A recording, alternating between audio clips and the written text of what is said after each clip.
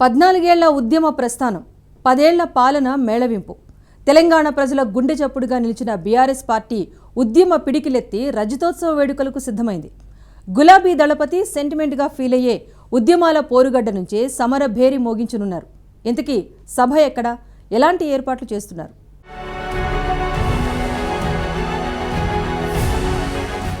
రజతోత్సవ వేడుకలకు బీఆర్ఎస్ సిద్ధం. ఏప్రిల్ 27న ఆవిష్కృతం కానున్న అద్భుతం. ఉద్యమాల పోరుగడ్డ నుంచే సమర భేరి. భారీగా జన సమీకరణకు బీఆర్ఎస్ ప్లాన్.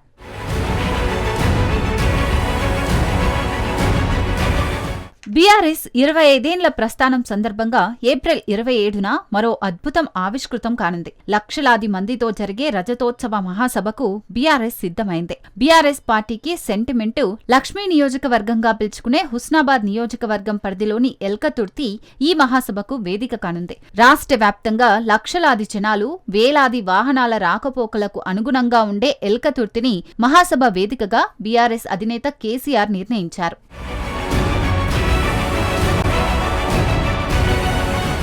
60 ఏండ్ల ప్రజల ఆకాంక్షల ప్రతిరూపంగా 2001 ఏప్రిల్లో ఆవిర్భవించిన బీఆర్ఎస్ పార్టీ ఉద్యమంతో ప్రత్యేక తెలంగాణ రాష్ట్రాన్ని సాధించింది. 14 ఏండ్ల ఉద్యమం, 10 ఏండ్ల సుపరిపాలన మేళవింపుగా ఏప్రిల్ 27న ఎల్కతుర్తి వేదికగా బీఆర్ఎస్ రజతోత్సవ మహాసభ జరగనుంది. భారీ బహిరంగ సభలు అంటేనే బీఆర్ఎస్ అని దేశ రాజకీయాల్లో ఒక నానుడి ఉంది. ఉమ్మడి వరంగల్ జిల్లా కేంద్రంలో నిర్వహించిన భారీ బహిరంగ సభలు ప్రపంచ రికార్డులను నమోదు చేశాయి.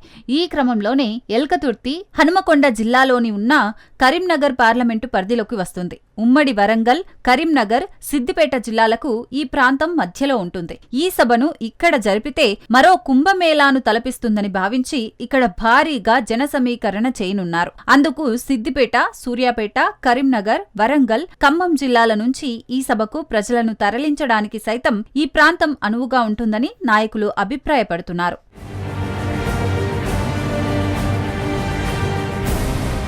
ఎల్కతుర్తిలో 1214 ఎకరాల విశాలమైన స్థలం ఉండటంతో 150 ఎకరాల్లో సభను నిర్వహించాలని బీఆర్ఎస్ పార్టీ భావిస్తోంది. మిగిలిన 1000 ఎకరాల్లో పార్కింగ్ కు కేటాయించనున్నారు. కాగా ప్రస్తుతం ఎండలు మండిపోతుండగా బీఆర్ఎస్ సభ నిర్వహించే నాటికి మరింత పెరిగిపోయే అవకాశం ఉంది. ఈ నేపథ్యంలో సభలో జనాలకు ఎలాంటి ఇబ్బందులు కలగకుండా చర్యలు చేపట్టాలని కేసీఆర్ పార్టీ నేతలకు సూచించారు. బహిరంగ సభకు తరలివచ్చే జనాల కోసం 10 లక్షల వాటర్ బాటిళ్లు తెప్పించేందుకు కసరత్తు చేస్తున్నారు. దాంతో పాటు మరో 10 లక్షల మజ్జిగ ప్యాకెట్లు కూడా సభాస్థలంలో పంపిణీ చేయనున్నారు.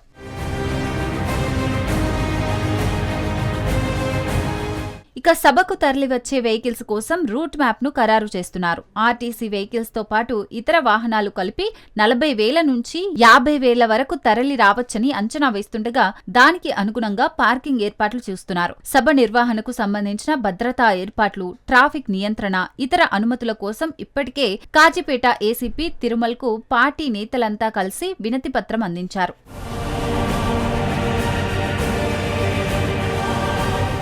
పార్టీ ఏర్పడి 25 ఏళ్లు అవుతుండటంతో పాటు రాష్ట్రంలో నెలకొన్న పరిస్థితుల దృష్ట్యా రజతోత్సవ సభను బీఆర్ఎస్ ప్రతిష్టాత్మకంగా తీసుకుంది. దాదాపు 10 లక్షల భారీ జన సమీకరణను టార్గెట్ పెట్టుకోగా వచ్చే జనానికి తగ్గట్టుగా ఏర్పాట్లు ఉండాలన్న అధిష్టానం ఆదేశం మేరకు నేతలు కసరత్తు చేస్తున్నారు. ఈ సభను విజయవంతం చేయడానికి ట్రబుల్ షూటర్ హరీష్ రావు నేతృత్వంలో కమిటీలు ఏర్పాటు చేసి ఇప్పటి నుంచే కార్యాచరణ ప్రారంభించనుంది బీఆర్ఎస్.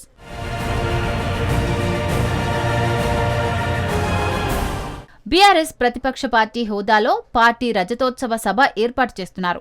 ఈ నేపథ్యంలో భారీగా జన సమీకరణతో పాటుగా రాబోయే ఎన్నికల్లో గెలిపే లక్ష్యంగా ముందుకు వెళ్లేందుకు కేసీఆర్ నాయకులకు, కార్యకర్తలకు ఒక దిశానిర్దేశం చేయనున్నారు.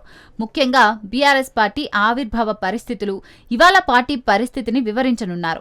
కాంగ్రెస్ పార్టీ 15 నెలల పాలనలో ప్రజా వ్యతిరేక విధానాలు అవలంబిస్తున్న తీరుపైన కేసీఆర్ విరుచుకుపడే అవకాశం ఉంది.